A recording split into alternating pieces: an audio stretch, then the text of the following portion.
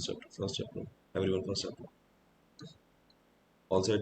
Everyone set with the first chapter. सभी की PDF खुल चुकी है. All set ना? Give me the Roger in the comment section फटाफट तेजी से. Okay, fair enough. Okay, so I am reading the first line, first chapter. Chapter 1, My Parents and Early Life. The characteristics feature of Indian culture have long been a search of ultimate verities and concomitant disciple guru relationship. इस line का मतलब कौन बताएगा? मुझे general meaning चाहिए. I don't want that difficult word meaning. I first need a general meaning. कौन बता सकता है? हाँ जी, कौन बताएगा? Open your mic and tell मी.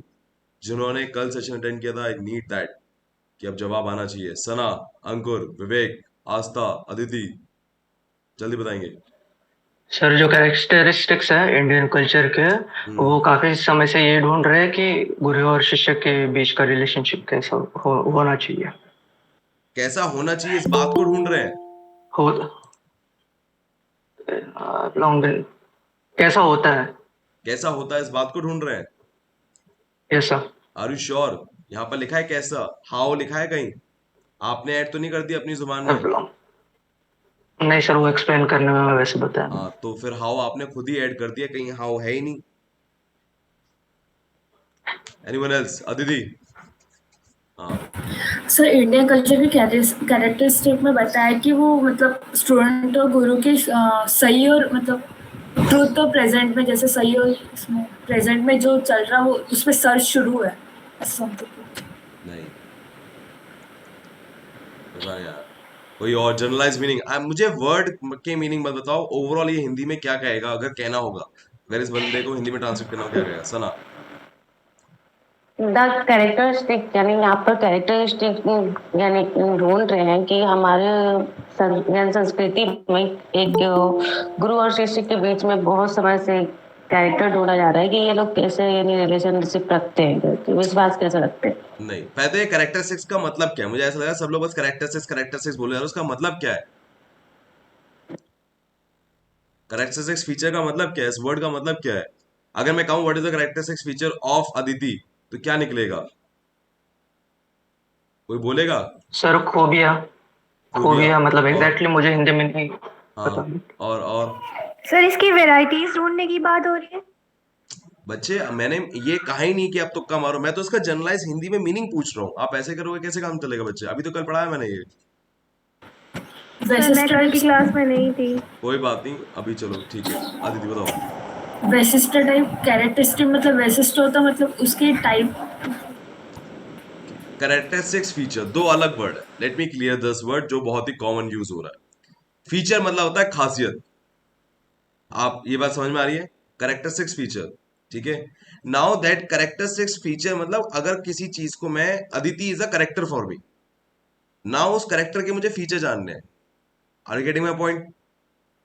आम शब्द में आप समझ गए होंगे कि किसी बॉडी, किसी एंटिटी के बारे में जब हम फीचर बोलते हैं तो हम उसे कैरेक्टरिस्टिक्स फीचर बोलते हैं. अगर कलेक्टिवली मैं बोलूं तो.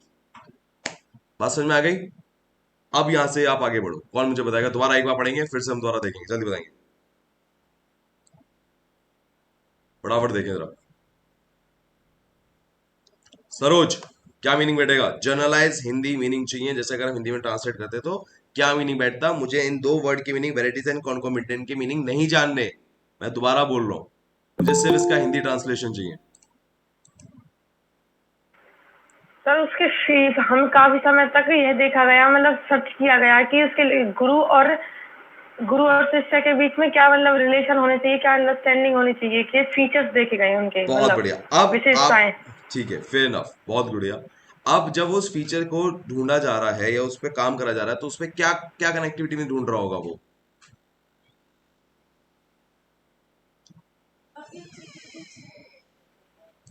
रिलेशनशिप बिटवीन डिसाइपल एंड गुरु. बच्चे एक सेकंड जरा, गिव मी अ मिनट, एक सेकंड. ओके हाँ, तो हमने कहा जरा हिंदी देखते हैं. कैरेक्टरिस्टिक फीचर है इंडियन कल्चर की कि वो बहुत लंबे समय से ढूंढ रहा है अल्टीमेट वेरिटीज एंड कॉन्क्यूमेंट. जो दो चीजें हैं ये, जो एक डिसाइपल मतलब जो स्टूडेंट होता है और गुरु के बीच की. अब वो दो चीजें क्या ढूंढ रहा है वो आपको तुक्का मारना है। क्या वो मोहब्बत ढूंढ रहा होगा, आशिकी ढूंढ रहा है, रोमांस ढूंढ रहा है, वो क्या ढूंढ रहा है वो? अगर एक डिसाइपल गुरु के पीछे बिलीफ। पीछे देखना होगा तो क्या ढूंढेगा वो? सर जो उनके बीच में अंडरस्टैंडिंग है या जो एक हमारी दोबारा बोल, मेरे को समझ नहीं आया। अपने सर जो तो मतलब गुरु शिष्य के बीच में जो अंडरस्टैंडिंग है, जो शिष्य है उसका जो ट्रस्ट है अपने गुरु के ऊपर, ऐसा हाँ देखो, कुछ। बहुत सही चीजें हैं। तो इन दोनों में से एक का मतलब ये विश्वास होगा। एंड कनेक्शन, क्या? विश्वास एंड कनेक्शन भी। विश्वास और एक connection, trust and connection you mean to say, right? Yes sir. और कोई कुछ बोलना चाहेगा कि अगर गुरु और शिष्य के बीच में कुछ ढूंढना होगा तो क्या ढूंढेगा? Sir companion. कंपेनियन तो साथी होता है, वो तो आपकी वो होती है सोलमेट।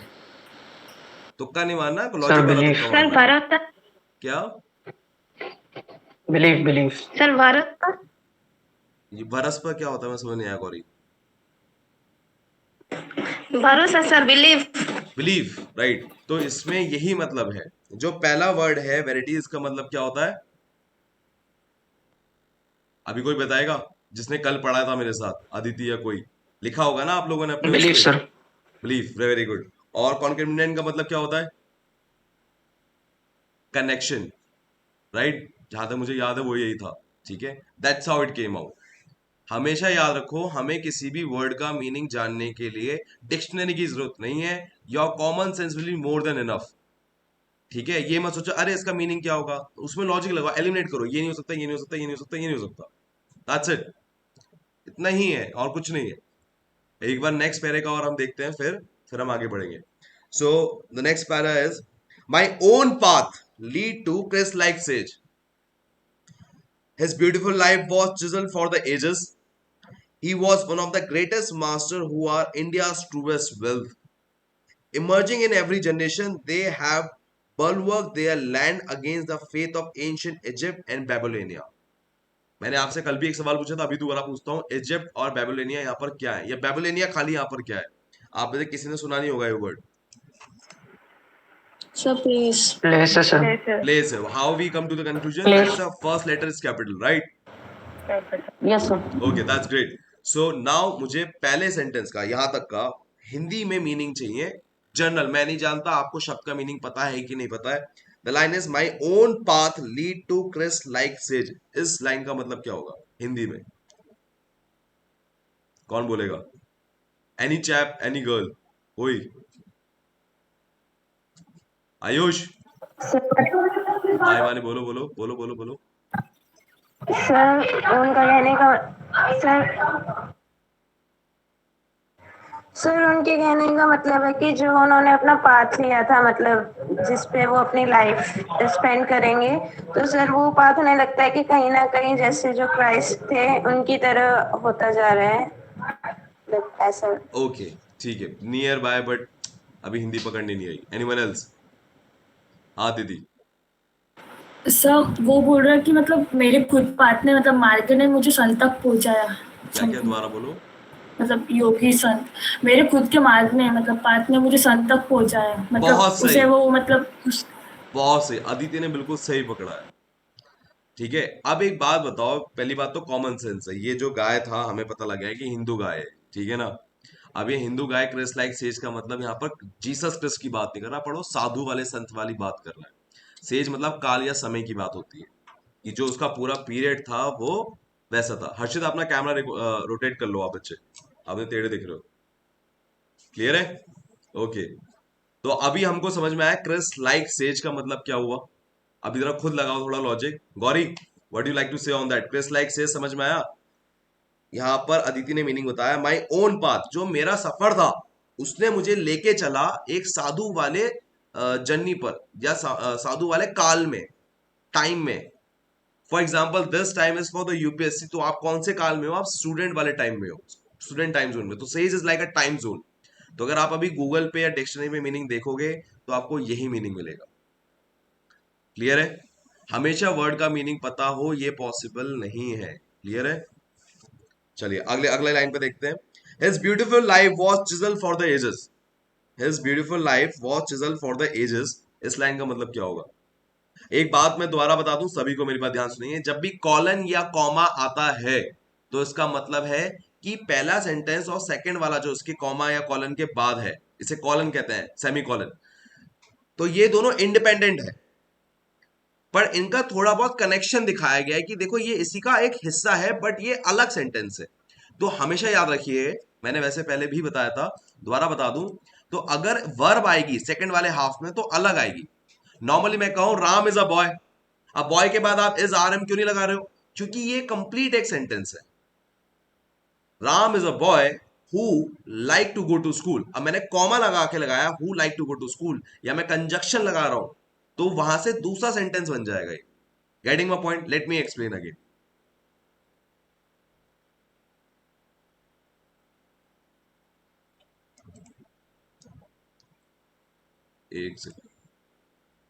एक सेकेंड जरा, अरे आप दोनों चेयर लेके जरा पीछे जरा, वरना दिखाई देगा आप लोगों को।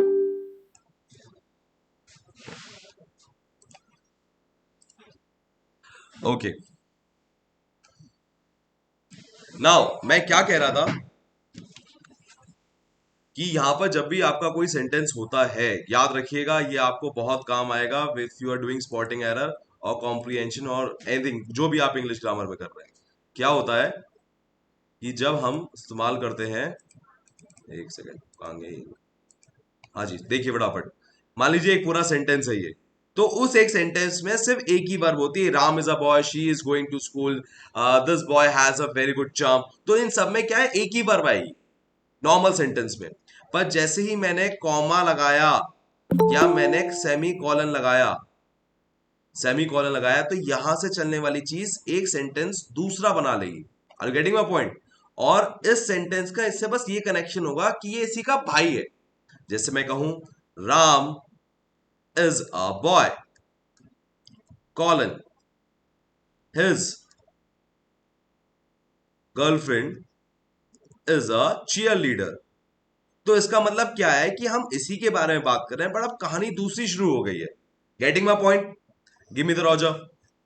ठीक है, अब ये कब कब होता है ऐसा, खाली क्या सेमी कॉलन के साथ होता है? नहीं, अगर मैं यहां पर मिटाकर, फॉर एग्जाम्पल रबड़ गंगे भाई हमारी, हाँ, यहां पर अगर मैं मिटाकर खाली कॉमा कर देता ना, खाली कॉमा, तो भी ये हो सकता था। Getting my point? तो भी ये पॉसिबल है। अगर मान लो मैं यहां पर कॉमा हटा के कोई कंजक्शन लगा दूं, जैसे अगर आपको पता हो तो एंड ए कंजक्शन होती है, Ram is a boy and his girlfriend is a cheerleader, तो भी ये पॉसिबल है। बात क्लियर है? सबको समझ में आ रहा है? गिव मी द रोजर, तेजी से फटाफट। क्लियर है? तो प्लीज दोनों को कनेक्ट करने की कोशिश मत करना जब मैं आपसे भी जनरलाइज मीनिंग पूरा पूछूं कि जिसका या जिसकी क्या बीच का कंजक्शन ऐड कर रहे हो आप। क्लियर है? Fair enough. नाउ कौन मुझे मीनिंग बताएगा? मैं सेंटेंस पढ़ दे रहा हूं। Sentence is his beautiful life was chiselled for the ages. Second para में लास्ट में लिखा है his beautiful life was chiselled for the ages. मुझे इसका मीनिंग चाहिए पूरे का, क्या होगा हिंदी में? कोई भी कैमरा ओपन करके बता सकता है, any guy any girl. Try, fail हो कोई दिक्कत नहीं है मेरे को, मैं ना तो आप पे हंसता हूं ना मैं आपको कोई डांट रहा हूं, बट मुझे जो ट्राई नहीं करते उनको बहुत इरिटेशन सर होती वो है। पूरा सेंटेंस बता दो। हाँ, पूरा सेंटेंस ये है ना, सेकंड लाइन से लिखा है और my own path lead to place like this, his beautiful life yes was chiselled for the ages. बताइए यस सर बताइए बताइए। यस। मेरा रास्ता मुझे क्राइस्ट जैसा साधु बना गया जिनकी लाइफ काफी समय के लिए तराशी गई। क्या? नहीं, लास्ट लाइन से चिजल्ड, नहीं है, जिसकी लाइफ, जिनकी लाइफ काफी समय के लिए तराशी गई। जिनकी तराशी, लाइफ शार्पन। तराशी गई काफी यस समय के हिज लिए, लाइफ काफी समय तराशी। के लिए, राइट? यस ठीक है, near by. Yes okay okay okay, पर बीच में आपने कंजक्शन जिसकी क्यों लगाया? यहाँ पर कहीं लिखा है कंजक्शन कोई? सर वो मुझे कोई नहीं, बात वो हिंदी में ट्रांसलेट करने के लिए दिक्कत होगी। नहीं। अच्छा ओके, ठीक है। और एनीवन एल्स, कोई और बताना चाहे? शायद नई वाली बुक में ना सर हुज लिखा हुआ है जहां तक मैं देख पा रहा हूँ, whose beautiful life was chiselled for the ages, ऐसे ही यस कुछ सर लिखा होज हुआ लिखा है। है। अच्छा अच्छा, होज सॉरी लिखा सॉरी है। Sorry sorry. Okay, anyone else, कोई और बताना चाहे? विवेक ने बहुत अच्छा बताया है बट काफी लोगों को थोड़ा समझ नहीं आया होगा। कोई और बताना चाहे? Riya Joshi, we have other chaps are there, कौन बताना चाहेगा? बोलो सर बच्चे। हाँ उनका उनका उनका सुंदर जीवन सालों साल से मतलब ढूंढा गया, मतलब वहां पे उनको संत में पहुंचने के लिए मतलब उनको मतलब बहुत साल लगे, मतलब सुंदर जीवन से वो लोग चलो वहां गए एक ऐसे काम करते कुछ। हैं, एक एक लाइन लिखते हैं, हिज ब्यूटीफुल लाइफ, उसकी सुंदर जिंदगी, ठीक है ना। फॉर द एजेस, कई सालों तक क्या हुआ होगा, अच्छी बीती, बुरी बीती, शादी करके दो बच्चे करके बीती, क्या लगाऊं मैं यहाँ पर, शार्प शेप करके बीती, बेहतरीन मतलब बेहतर होती गई, पूजा। या तो बेहतर होती गई आप ब्यूटीफुल बना लिखा सकते है, हो। हाँ बताओ। तो ब्यूटीफुल लिखा है तो अच्छी बीती, बीती है पुजारी के ऐसा रूप कुछ है। में। हाँ नहीं तो फिर ऑप्शन क्या, क्या देखो, उसकी शेप में ब्यूटीफुल बीती है लाइफ सर। बच्चों के साथ अच्छी बीती, उसकी ब्यूटीफुल लाइफ बेहतर होते हुए पूजा बीती, पाठ उसकी करके। ब्यूटीफुल लाइफ क्या कहते हैं, सड़क पे घूमते हुए बीती। तो आपके अकॉर्डिंग क्या बेहतर होगा, आपके सामने चार पांच सब ऑप्शन है। बेहतर होते हुए, सब वेरी बेहतर गुड, होते हुए बीती। Very good, very good. तो हमें चिजल का मीनिंग नहीं पता है, अगर आप अभी गूगल पे, आज तक आप नए हो, अगर आप ये गूगल पे देखो तो या तो चिजल का मतलब काटना मिलेगा या शेप करना मिलेगा, आप चेक करो। और बेहतर होते हुए वही नियर बाय मीनिंग है। Are getting my point? एक बार आप चेक कर ले फटाफट, जो जो नए हैं, जो जो पहली बार जुड़े हैं हमारे साथ, एक बार गूगल पे चेक कर लें। चिजल मतलब जो होता है वो शेप या कट करना होता है, जिसको हमने बेहतर से समझा। क्लियर है? All okay? ऐसे समझ में आ रहा है? तो मैं क्या कर रहा हूं, मैं कोई जादू तो नहीं कर रहा हूं, मैं सिर्फ और सिर्फ उसका हिंदी निकाल के ऑप्शन डाल रहा हूं, इसमें क्या क्या मीनिंग पॉसिबल है, जो कॉमन सेंस में है वो हो। ठीक है, मैं अभी बता रहा हूं, if I do this 10 times ना, तो 9 times I am right, one एक बार शायद मैं कभी रॉन्ग होता हूं, but that clear my paper. Clear है? अभी आप करना शुरू करोगे, एक ये बुक खत्म होते तो आपको समझ में आ जाएगी ये बात, ये ट्रिक आपको समझ में आ जाएगी, बहुत बार करने गए हम, you going to do 300 times, 400 times. Okay, यहां तक हो गया। Now we will move to the next line. सभी को क्लियर है ना यहां तक? Give me the roger, give me the roger if it is clear to you, जल्दी बताएंगे। सभी को अगर क्लियर है, give me the roger, roger roger Roger,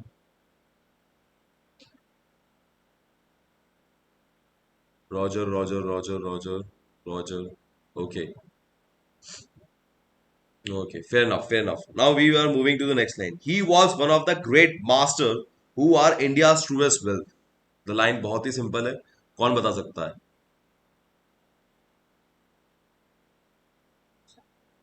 वह इंडिया के महान लोगों में से एक महान व्यक्ति था, मतलब ट्रू था, सच्चा व्यक्ति था, वेल्थ थी इंडिया की। अच्छा, ओके, आप लोगों के शायद बुक में अलग लिखा हुआ है, he was one of the great master who are India soul remaining wealth, ऐसा लिखा हुआ है, ट्रूएस्ट नहीं लिखा जहां तक मुझे पता यस लगा। सर। मुझे भी नई बुक लेनी पड़ेगी। Yes sir. ओके, सो इसका मतलब आई थिंक सरोज ने मुझे सही बताया, बाकी कोई और बोलना चाहेगा?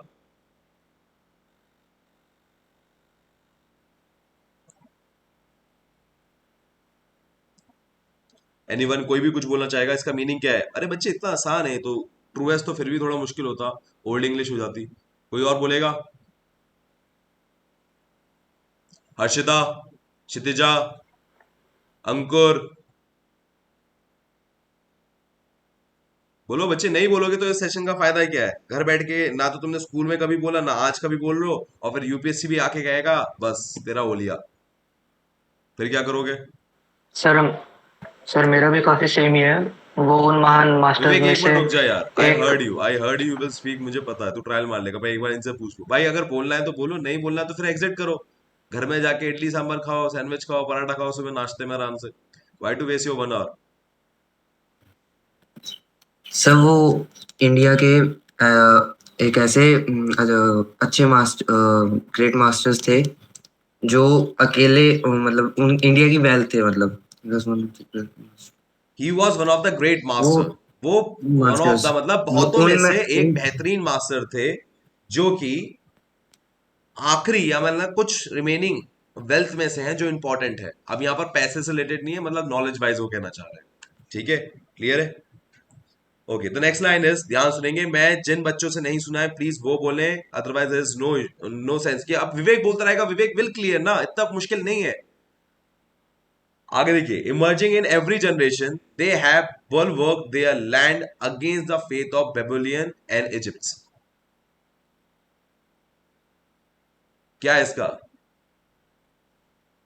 इमर्जिंग इन एवरी जनरेशन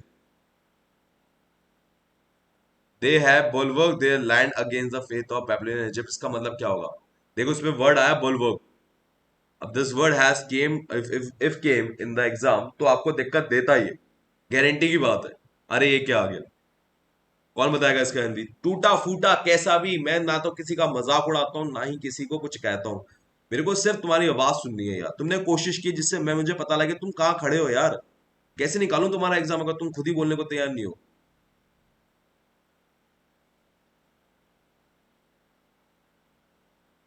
बोलो चलो, अब जो रेगुलर बोलते हैं वही बोलो। This a wastage of time, मैं उनको बार बार कह रहा हूँ, वेस्टेज ऑफ टाइम। बोलो कौन है, कौन बोलना चाहेगा? सर सभी So, जनरेशन्स के साथ मिलकर हाँ वो अपने अपने हक की मतलब जमीन के लिए लड़े, उनके अगेंस्ट यहाँ ओके, तो बेबीलोन बुलवर्क एंड का मतलब आप इजिप्ट। लड़े कह रहे हो, और इमर्जिंग इन एवरी जनरेशन का मतलब क्या है? सर वो हर मतलब सभी जनरेशन के साथ जुड़कर इमर्जिंग या emerging in every generation, her generation तो इकट्ठा करना होता है, टुगेदर होता है मीटिंग, एवरी थोड़ा ना होता है। Emerging in every generation. और कोई सर सभी जनरेशन के साथ मिलकर सर सभी उभरते जनरेशन के हुए साथ मिलकर, भाई मिलकर कोई सेंस नहीं। मिलकर। Emerging in every generation, emerge out मतलब बाहर जनरेशन निकलना होता है, निकलना सर होता है। हर generation, sir emerging in every generation मतलब हर जनरेशन को जोड़ते हुए। आपको सर जोड़ते हुए क्यों दिख रहा है ये? सर यहाँ पे हर टुगेदर जनरेशन से या उभरते सर हुए यूनाइट सभी ऐसा कुछ नहीं जनरेशन लिखा के है। साथ बाहर आकर। सर मतलब हर जनरेशन को उनकी नॉलेज के बारे में एक मिनट पता एक था मिनट इस एक मिनट तरीके एक से। मिनट एक मिनट, जरा हम थोड़ा सिंपल वे में समझते हैं इसे क्या मतलब है। ओके, अभी आपकी जो जनरेशन है प्रोबेबली, या आप 2000 में पैदा हुए होगे, राइट? तो आप लोग करीबन यहाँ से 100 साल बाद मरोगे, मतलब 2100 में। Fair enough. अब इस जनरेशन के दौरान आपको कई सारी प्रॉब्लम आ रही है, करप्शन की प्रॉब्लम आ रही है आपको, क्लीनिनेस, मेंटेनेंस, बेसिक नीड की आजकल दिक्कत आ रही है। साइंस में हम तरक्की करने की कोशिश कर रहे हैं, यहाँ पर धर्म की लड़ाई चल रही है आजकल, हिंदू मुस्लिम एवरीथिंग चल रहा है। तो ये आपकी जनरेशन की प्रॉब्लम है। इमर्जिंग इन एवरी जनरेशन का यहां से सेंस है कि आपकी जनरेशन, मतलब इस जनरेशन से आप निकल के आए हो बाहर, जो उसकी समस्या है, समझ लो, emerging in every generation. So one of you will be the prime, मतलब अभी हमारे एज ग्रुप में जो भी होगा आने वाले टाइम में प्राइम मिनिस्टर होगा, और may be a president. So what he did, emerging in every generation, हर काल में ऐसे लोग निकल के आते हैं। समझ में आ रही है? जल्दी बताओ रॉजर, जल्दी फटाफट। देखो नहीं आया तो बोलो नहीं आया, आया है तो बोलो रॉजर, टाइम पास नहीं करने का। नहीं आया तो बोलो नो, एन भी लिखोगे तो भी चलेगा। इमर्जिंग इन एवरी जनरेशन, जल्दी। फेयर इनफ, तो इमर्जिंग इन एवरी जनरेशन समझ गए। उसके बाप का बताएं, कौन बताएगा Hindi? They have bulwark their land against the faith of Babylon and Egypt। कौन कौन बताएगा इसकी हिंदी? सर मतलब जो उनकी लैंड है, मतलब इंडिया है, जो उन्होंने उसकी इम्पोर्टेंस बढ़ाई है या फिर उसकी कोई पॉपुलैरिटी बात, बढ़ाई आप है। ना बुलवर्क पे मत जाओ, मुझे ना उसका जनरलाइज सेंस बताओ हिंदी में क्या बैठेगा, वो मीनिंग अपने आप निकल जाएगा। Strength their land. दे, एक मिनट दिव्यांशु, 2 मिनट रुक जाओ अभी आप। हाँ बोलो बोलो, कौन बोल रहा था? एक girl girl was speaking. Sir they strength their land against the faith. They strength strength their thoughts को, land against the Babylonian sir and अपने इजिप्ट। थॉट्स, क्या? सर स्ट्रेंथ, अगर बहुत उनके बढ़िया, कोई बहुत थॉट्स नियर हैं बाय, तो। आज तक आप सही जा रहे हो, इज फेयरली गुड इनफ। ठीक है ना? आगे और कोई बोलना चाहेगा तो बहुत सही मीनिंग है, अगर आप एग्जाम में इसके साथ जाते तो भी आप पास कर देते हो उसे, मतलब क्वेश्चन कर देते हो। एनीवन एल्स, कोई और बोलना चाहे तो? So, सर वो उस जनरेशन से ऊपर प्रोवाइड करते हैं बच्चे होमलैंड के लिए। एक मिनट, मैं तो एक साथ इतने सारे बोलोगे ना, मेरी तो जान निकल जाएगी एक एक करके। मैं तो कैमरा ओपन रखा हूँ, इससे मुझे हाथ कम से कम हैंड राइज दे कि हाँ मैं बोलना चाह रहा हूँ। तुम लोग कैमरा बंद करके बैठे रहते हो। हाँ तो अंकन अभी 2 मिनट रुको, दिव्यांशु से पूछ लो पहले, फिर अदिति के पास आता हूँ मैं। हाँ दिव्यांशु बोलो। सर उसमें कह रहा है कि उस जनरेशन से उभर कर उन्होंने अपना एक देश बनाया जो बेबीलोनिया और इजिप्ट को उनके अगेंस्ट, उनके फेट के अगेंस्ट जाता है। नहीं, गलत। एनीवन, हाँ अंकन बोलो। सर हर एक जनरेशन से उभर कर उन्होंने अपने होमलैंड के लिए एक डिफेंसिव वॉल प्रोवाइड किया है जैसे बेबीलोनिया को इजिप्ट के अगेंस्ट किया था पहले जैसे जनरेशन में किया हुआ था। नियर बाय ठीक है, डिफेंस तुम्हारा सही है, पर बाकी फेथ ऑफ बेबीलोन इजिप्ट तुमने क्लियर नहीं करा, ये क्या है? जैसे बेबीलोन और सर इजिप्ट ने करा था ऐसा ये सही नहीं है, ये गलत बोला है यहाँ पर। अदिति,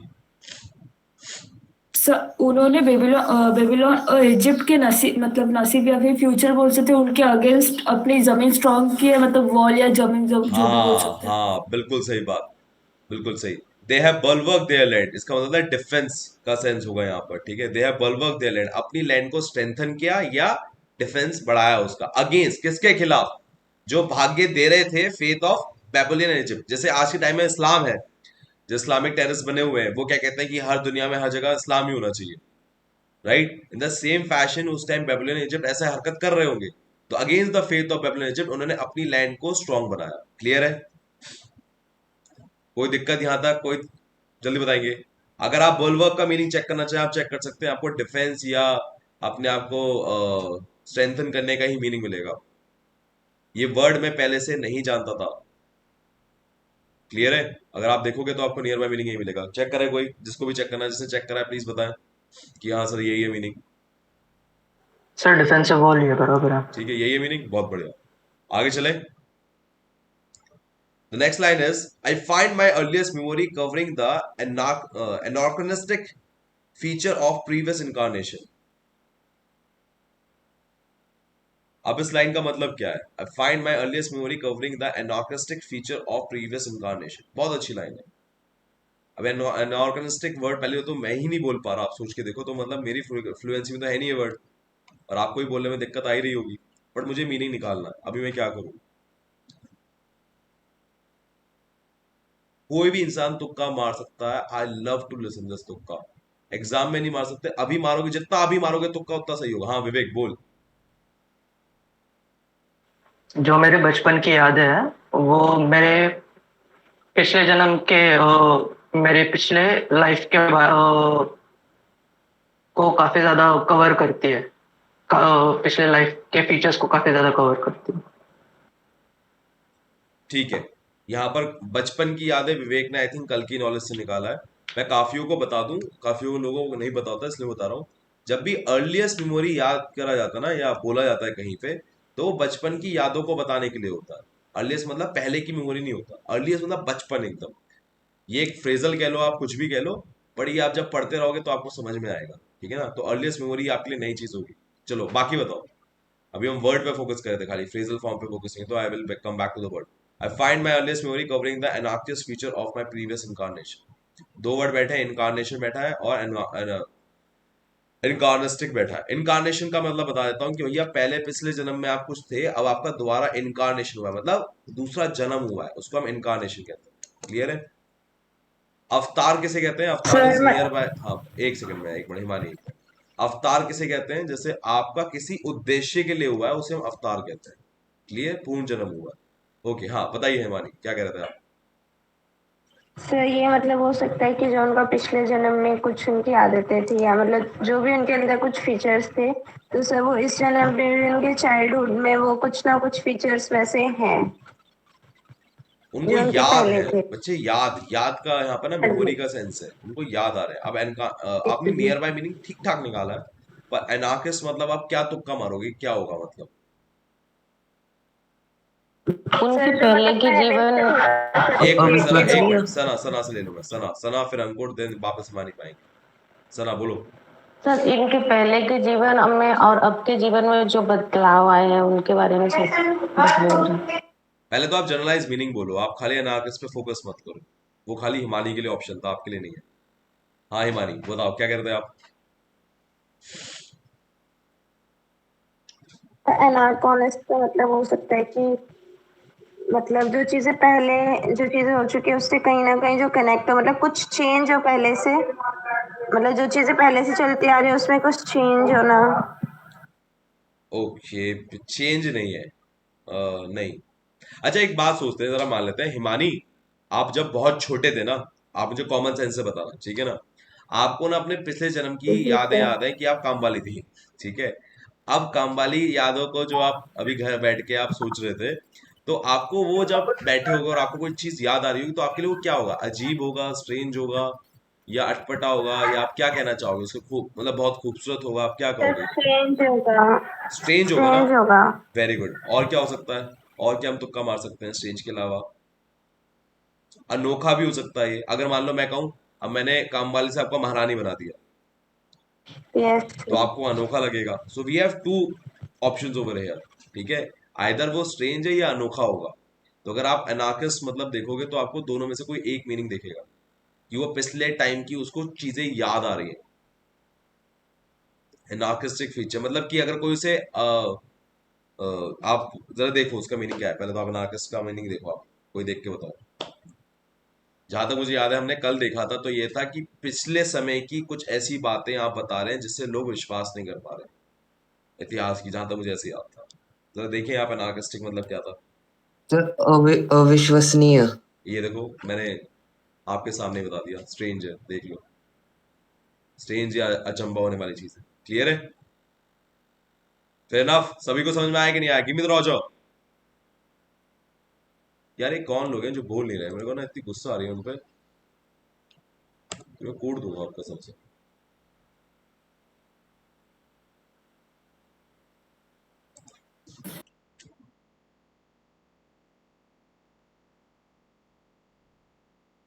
सौरभ मोले से तो मैंने कुछ सुना नहीं है अभी तक, जहां तक मुझे याद है।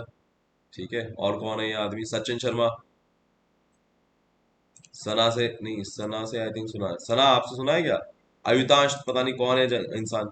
बच्चे नहीं बोलोगे तो ये चीज, ये पूरा का पूरा जो सीन है ना, ये खाली सुनने से नहीं आ सकता, आपको तुक्का मारना ही पड़ेगा। If you not putting a तुक्का, ये स्किल डेवलप ही नहीं होगी।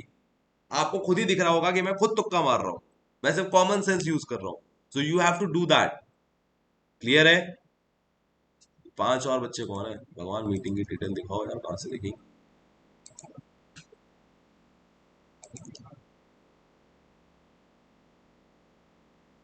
विवेक तो है यहाँ पर, विवेक इज ऑलवेज स्पीकिंग। क्षितिज कौन है? 5 हम लोग।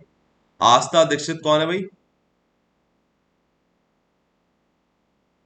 अच्छा आ गया आस्था, ये रहा। तो 5 चैप्स दिख नहीं रहे मेरे को, अपने आप बोलेंगे नहीं। और आयुष कुमार कौन है? आयुष कुमार आप भी बोलते नहीं हो। सौरभ मुल्ले तो बोलते ही नहीं है। दिस वन मोर चैप, वो आज था लंबे बाल वाला, कौन कहाँ का लड़का? सिर्फ थोड़ी देर के लिए कैमरा ओपन किया था उसने। फेयर इनफ, चलिए क्या ही कर सकते हैं। The next line is over here is, कहाँ गया? Okay, clear recollection came to me of a distance life a yogi amidst the Himalayan snow। अब देखिए आई थिंक जहां तक है इसमें आपको एमिट्स का मतलब नहीं पता होगा, बाकी सब क्लियर होगा। क्लियर है? अब ये एमिट्स का मतलब क्या होता है यहाँ पर, आप जरा मीनिंग जनरलाइज पहले हिंदी में मीनिंग बताइए कि मेरा ये मीनिंग बैठ रहा है।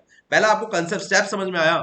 मेरे को मतलब नहीं है कि आपके पास इसका पूरा का पूरा एग्जैक्ट मीनिंग हो, पर मैं चाहता हूं मोटा मोटा हिंदी में मीनिंग आपको पता लग जाए। फिर जो वर्ड आपको समझ नहीं आया है उसमें आप ऑप्शन लगाओ, ये हो सकता है, ये हो सकता है, ये हो सकता है, और उसमें सबसे सुइटेबल ये है और फाइनल यही आंसर है। Getting my point? हाँ हिमानी बोलो बच्चे।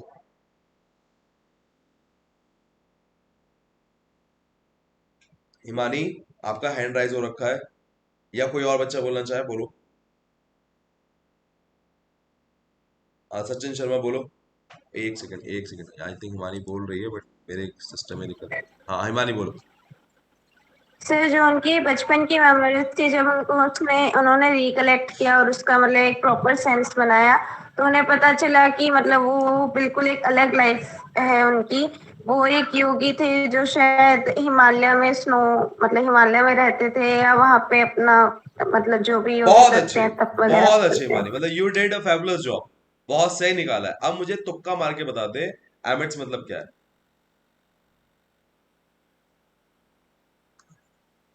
आपने बहुत सही निकाला। सर वहां पे रहते थे, ऐसे वहां पे रहते थे या ऐसा कुछ? रहते थे तो नहीं है, ये तो आपने तुक्का लगाया ही नहीं है, आपको जो पहले दिमाग में आया आपने वो करा। आप ऑप्शंस क्या बनाया आपने अपने दिमाग में? 4 ऑप्शन क्या बने? हिमालय में कहाँ रहते होंगे वो? हिमालय की चोटी पे, हिमालय के बीच में, हिमालय में कहीं गुफा में, या हिमालय की नीचे ग्राउंड वाले सर एरिया में? क्या बन रहा है अभी? सर उसमें हिमालय स्नो लिखा है, तो सर वो शायद पहाड़ों में रहते होंगे, थोड़ा ऊपर। ऊपर, ऊपर की तरफ कहीं बीच में कहीं रहते होंगे, राइट? बीच में यस रह सकते हैं। सर, बीच में सर, एविडेंस मीन्स बीच में। ओके, बीच में। ओके, फेयर इनफ, ठीक है, फेयर इनफ, गुड। बाकी सचिन जो था, जिसने अभी हैंड राइज किया था, ऑल ऑल आर राइट। तो एडमिस मतलब होता है बीच में, इन बिटवीन, किसी चीज से घिरे होते हैं तो उसे कहते हैं। अगर आप गूगल पे सर्च करेंगे तो आपको मिल जाएगा, कल हमने देखा था जहां तक मुझे याद आ रहा है, ठीक है ना? बाकी सचिन जल्दी बोलो बच्चे। ठीक है, फेयर इनफ। हेलो हाँ बोलो सचिन। सर, मैं वही जनरल मतलब बता रहा था कि वो बता रहा है कि जो एक क्लियर आइडिया उसको आता है अपनी पुरानी यादों में से, वो ये है कि एक योगी है जो हिमालय में कहीं बैठा है, हिमालय की बर्फ में, स्नो में। और एमिट्स मतलब क्या हुआ? एमिट्स मतलब सर, मतलब वहीं कहीं बैठा हुआ है ऐसा मुझे लग रहा था, लेकिन अभी क्लियर हो गया वहीं है कहीं कहाँ कि मतलब बीच में। एमिट्स मतलब क्या हुआ है? वहीं कहीं मतलब इसका मतलब वहीं कहीं होता है कहीं? इसका मतलब क्या? हाँ अगर मान मतलब लो मुझे ऐसा कॉम्बिनेशन लगा में था। वर्ड अंडरलाइन करके आ गया, क्या करोगे? वहां तो 4 ऑप्शन दिए होंगे ना? जी सर। तो वहां कहीं वहीं कहीं लिखा होगा क्या? Are you confident about it? क्या no common sense sir. Say meaning क्या बेटा इसका? जब आपने कल का शायद सेशन नहीं किया था, मैंने कल ही बताया था कि जब आप एक वर्ड को देख रहे हैं और आपको उस वर्ड का मीनिंग नहीं आ रहा है, तो आप ये सोचो जो आपने जनरलाइज मीनिंग बनाया है उसमें गलती से आपने वो मीनिंग बोल दिया होगा। अभी आपने हिंदी क्या बोली थी? कि मतलब जो वो योगी है वो वहीं कहीं हिमालय में बैठा हुआ है, पूरा पहाड़ों में। सेंटेंस बोलो, पूरा सेंटेंस क्या बोला था आपने? मतलब जो योगी जो वो आदमी है उसको अपनी पुरानी यादों में से एक क्लियर आइडिया आ रहा है कि बस वो बस बस बस पिछले बस जन्म में एक बस बस बस बस उसे क्लियर कलेक्शन हो रहा है, came to me distance life, इतना आपने बोल दिया, राइट? आपने इसमें हर वर्ड का मीनिंग बोल दिया, राइट? अब आगे चलो, योगी से जो बोल रहे थे बोलो। कि एक योगी जो कि हाँ हिमालय के पहाड़ों में कहीं बैठा हुआ है। हाँ, एमिट्स तो का कहीं मतलब। कहीं बीच में, समझ में आ रहा है? कहीं बैठा हुआ है जी मतलब सर। उसमें इन बिटवीन दैट प्लेस कहीं बैठा हुआ है, तो इन बिटवीन होता है इसका मतलब। आपके जब आपने जनरलाइज मीनिंग किया तो उसी में ही मीनिंग छुपा होता है। Are you getting my point? अगर आप उसे तोड़ोगे कि यार ये यस मीनिंग सर। कहाँ पर है, तो आपको मिल जाएगा। और याद रखिए, नियर बाय मीनिंग होता है, एग्जैक्ट मीनिंग नहीं निकलेगा। क्लियर है? Yes sir. Yes okay, sir. Fair enough, good. Sachin camera open क्यों नहीं है तुम्हारा? सर चलिए नेक्स्ट लाइन पे चलते हैं। ताऊ बन रहे थे हैं सचिन? पेट में खुजली आ रही थी? चल आगे चलते हैं। The next line is the glimpse of the past by some dimensionless links also afforded me a glimpse of the future. इसका मीनिंग क्या होगा? बहुत ही सिंपल। आई थिंक इसमें ग्लिम्स का मतलब ही शायद हो सकता है किसी को ना पता हो, बाकी सब पता होगा। एनीवन, कोई भी इंसान हैंड राइज करके बताना चाहे। सचिन अब बार बार दे रहा है? चल बता। सर वो बता रहा है कि मतलब जो पुरानी यादें हैं या जो पुरानी बातें हैं वो उसको बता रही है कि उसके साथ फ्यूचर में और क्या हो सकता है, जो मतलब उसकी फ्यूचर के बारे में कुछ कहने की अगर कोशिश मान कर रही लो है जो उसकी किसी ने पुरानी तुम्हें बातें हैं। डायमेंशन लिंक पे जाके अंडरलाइन दे दिया तो तुम क्या करोगे? अंकन चौधरी, डायमेंशन लिंक अगर किसी ने अंडरलाइन करके दे दिया तो क्या होगा?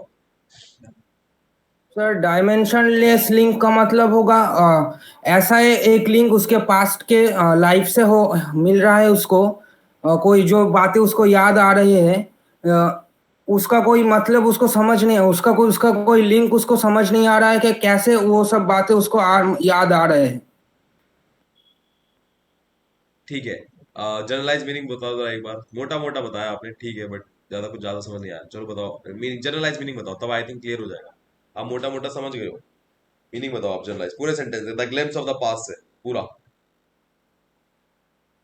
Sir the glimpse of the past का मतलब है उसके पहले, मतलब रीइंकार्नेशन के पहले जो लाइफ था, हाँ उस लाइफ से जो उसको याद, मेमोरीज उसको याद आ रहे थे उसको चाइल्डहुड में, ठीक है, उसमें उसके उस मेमोरीज में जो उससे याद आ रहा था, उस मेमोरीज से ही उसके अपने फ्यूचर के बारे में थोड़ा थोड़ा पता चल रहा था।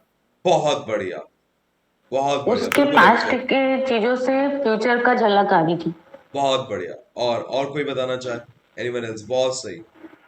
सर डायमेंशनल लेस लिंक का मतलब ये बन सकता है कि क्योंकि डायमेंशनल उसकी लेंथ सब की मेजरमेंट होती है फिक्स, और डायमेंशनल लेस है तो अनुमान लगा रहा है कि फ्यूचर में ये होगा हाँ, तो पिछले चीजों को इसका देख के। सिंपल ये बात था कि पास्ट और फ्यूचर की कोई सड़क नहीं है, पर मुझे इसका लिंक कहीं ना कहीं से मिल रहा है, उसकी मेमोरीज से। जो ग्लिम्स कह लो आप, दो ग्लिम्स हो रहे हैं ना ऐसे, एक ग्लिम्स पास्ट का हो रहा है, फिर एक ग्लिम्स का फ्यूचर का हो रहा है। तो इसमें बीच में कोई रोड नहीं है पास्ट और फ्यूचर को डिफाइन करने के लिए, कोई सड़क तो है नहीं, कोई मशीन तो है नहीं कि भैया जाके जाके देख लो। तो उसको डायमेंशन लेंस लिंक उसने बोला है। क्लियर है? वेस्टेज ऑफ टाइम है ये, इतना घुमा फिरा के बोला है, सीधे सीधे बोल देता। पीछे कुछ याद आ रहा था, सो के उठे थे हम, फिर हमने बता दिया, हमको सुबह सुबह क्या पता लगा, इतना बोल देता, खाऊंगा घुमा फिरा के बोला बेचारा। चलो, ओके, द नेक्स्ट लाइन कहाँ पर है? The helpless humiliation of infancy are not to banish from my mind.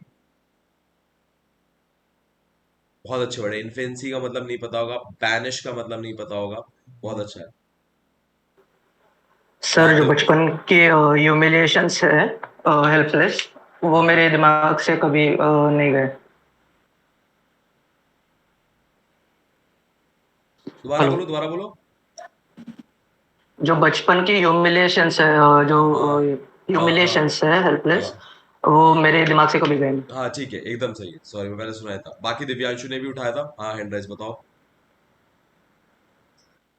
सो ये कि उसके जो बचपन का जो मतलब उसकी मेमोरीज थी जो वो ह्यूमिलिएटेड, तो वो कभी वो अपने दिमाग से भुला नहीं पाया। नहीं, निकाल क्या नहीं पाया, मैं समझ नहीं पाया, क्या बोला आपने लास्ट में? तो जो ह्यूमिलिएशन जो उसको मिला था बचपन में, अच्छा, ओके। दिमाग दिमाग सचिन, से। सचिन हिंदी में मीनिंग। सर जो बचपन में कभी उसकी ह्यूमिलिएशन हुई थी, उनकी मेमोरी वो अभी तक उसके दिमाग में है, अभी गई नहीं है, बैनिश नहीं हुई है। अच्छा, और अदिति, हिमानी, क्षितिजा, सना, जल्दी बताओ मीनिंग। हाँ हिमानी बोलो। सर उसकी जो बचपन में इंसल्ट हुई थी वो अपने दिमाग से नहीं निकल पाया। ठीक है, आई थिंक सभी को हो गया। अदिति बताना चाहे तो बता सकती है, बताओ। तो बता, मतलब उसके बचपन में जो इंसल्ट हुई थी, हाँ, मतलब वो अभी तक निकाल नहीं पाया ओके, सो दिमाग यू से। Guys no. सो इन्फेंसी मतलब क्या होता है? इन्फेंसी मतलब क्या होता है? इन्फेंट से वर्ड आया है, आपको पता लग गया होगा। आई थिंक इतना कॉमन सेंस आपने लगा लिया है, दैट्स ग्रेट। ठीक है, तो मैंने जो दूसरी ट्रिक बताई थी आपको, अगर आपको याद हो तो, वो दूसरी ट्रिक ये थी कि अगर आप किसी वर्ड के इनिशियल लेटर्स को आप किसी जाने माने वर्ड से कंपेयर करोगे तो आपको मीनिंग मिल जाएगा। याद है? आई थिंक आप लोगों ने लगाई है। फिर बैनिश आपको मतलब पहले से पता था आई थिंक, तो आई थिंक ये क्लियर है, यहां तक भी हमको क्लियर है। बैनिश मतलब हटाना, सर ठीक है ना? हाँ, पूछो कौन बोल रहा है? वैनिश्ड और वैनिश्ड क्या से दोनों अलग हुआ? Banished, banished, BANIS। सर क्या हुआ? ये एक तो बैनिश होता है, वो तो गायब करना होता है, ये सर ये हटाना है। ओके। ठीक है, और कुछ? ठीक है, नेक्स्ट लाइन पे आते हैं। I was resentful, conscious of not being able to walk or express myself freely। बहुत अच्छा वर्ड है रिसेंटफुली। यहाँ पर जो वर्ड आया ना रिसेंटफुली, ये बहुत अच्छा वर्ड है, बहुत ही कॉमन है, जो आपकी CDS NDA में आता रहता है। ठीक है, मुझे इसके मीनिंग के साथ पूरा जनरलाइज मीनिंग चाहिए। कौन बताएगा? Himani, would you like to? Sir शायद ये भी कहना चाहते हैं कि जब मतलब वो बचपन में किसी को बताते थे कि वो पहले योगी थे, मतलब उनको ऐसा कुछ याद आता था, तो अगर वो किसी को अपनी मेमोरी बताते थे तो वो हमेशा ह्यूमिलिएट होते थे, इसलिए वो कभी भी अपने आप को अच्छे से किसी के सामने एक्सप्रेस नहीं कर पाए या अपने बच्चे, फीलिंग्स आपने कभी ना किसी के ऊपर साथ की शेयर मीनिंग नहीं नहीं कर बताई, पाए। आपने ऊपर की लाइन की मीनिंग को नीचे के साथ मिक्स करके बताया। मुझे ऊपर से मतलब नहीं है, आप सिर्फ इसी लाइन का मीनिंग बताओ, दोनों को मिक्स मत करो, वरना मैं फिर बच्चों को समझा नहीं पाऊंगा। वो आपको भी सुन रहे हैं ना? हाँ बोलो, दोबारा बोलो।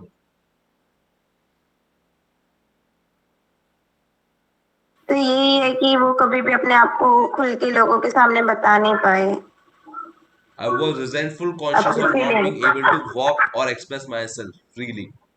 तो इसमें रिसेंटफुल क्या हुआ? आपने सिर्फ दो वर्ड में बता दिया, वो अपने आप को खुल के कभी बता नहीं पाया, बस इतना ही। बट इस पे रिसेंटफुल पे आपने कहीं फोकस नहीं किया। चलो अंकन बताओ। दोबारा हिमानी सोचो जरा। हाँ अंकन। सर ही वॉज रिसेंटफुली कॉन्शियस का मतलब है उसे ही वॉज बिटरली कॉन्शियस, उसे याद है, वो समझ रहा है कि लेकिन वो he was not able to walk, वो चल नहीं पा रहा है या अपने आप को खुद एक्सप्रेस नहीं कर पा रहा है, इसीलिए वो बिटर फील कर रहा है। मतलब वो उसके पुरानी यादें आ गई तो चल नहीं पा रहा है वो? ये तो कोई नहीं कॉमन सर, सेंस नहीं हुआ। वो जो he was not being able to work, वो जो खुद चल नहीं पा रहा है और अपने आप को एक्सप्रेस नहीं कर पा रहा है खुद चल नहीं पा रहा है किसी मतलब क्या बात है? के लिए। खुद चल नहीं पा रहा है इसका मतलब क्या है? वो अभी तो वो पहले जो इन्फेंट था, बच्चे तो पहले चल नहीं पा रहे थे, नहीं, गलत पाते मीनिंग हैं है, वो। गलत मीनिंग है अंकल, गलत मीनिंग है। Anyone else? आस्था। सर जब उसे एक होश मिनट आया रुक जा, तो एक उसको मिनट, पता चला कि ना सरोज ही रुक तो जा, वो एक मिनट रुक चल जा, हैंड पाए। राइज करा करो पहले। सना उसका आस्था का ले लो पहले।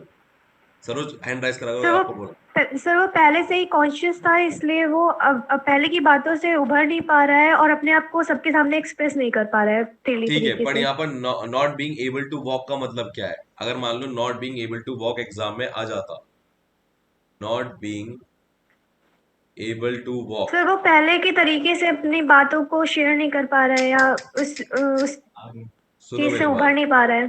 सुनो मेरी बात ध्यान से। अगर ये एग्जाम में आ जाता अंडरलाइन करा हुआ और ऑप्शन में 3 ऑप्शन आते हैं, because of infant not able to walk, तो मेरे हिसाब से बहुत लोग तो पहले यही कर पाते हैं, because infant not able to walk. एक ऑप्शन ये आ गया, ठीक है। दूसरा ऑप्शन ये आ जाता, क्रिपल्ड लेग, मतलब कमजोर टांगे हैं। तीसरा ऑप्शन वो दे देता,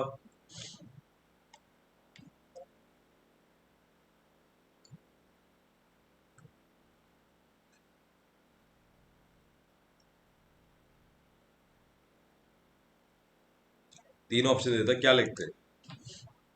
सर थर्ड वाला, बाकी सर नॉट एबल टू हाँ वॉक ऑन नोन पाथ। हाँ। आएगा।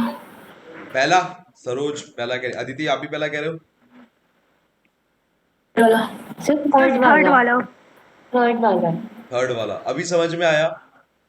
सर अब जो वो थे चौधरी साहब हमारे, आई थिंक अब आपको क्लियर हो गया होगा। चौधरी साहब,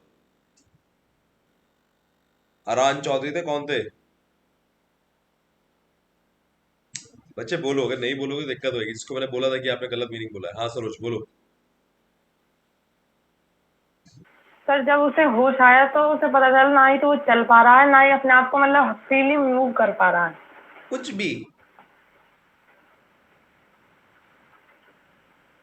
अरे इन्फेंट से मतलब है यहाँ पर, जब इन्फेंट से मतलब जो बचपन के साल होते हैं, ठीक है ना।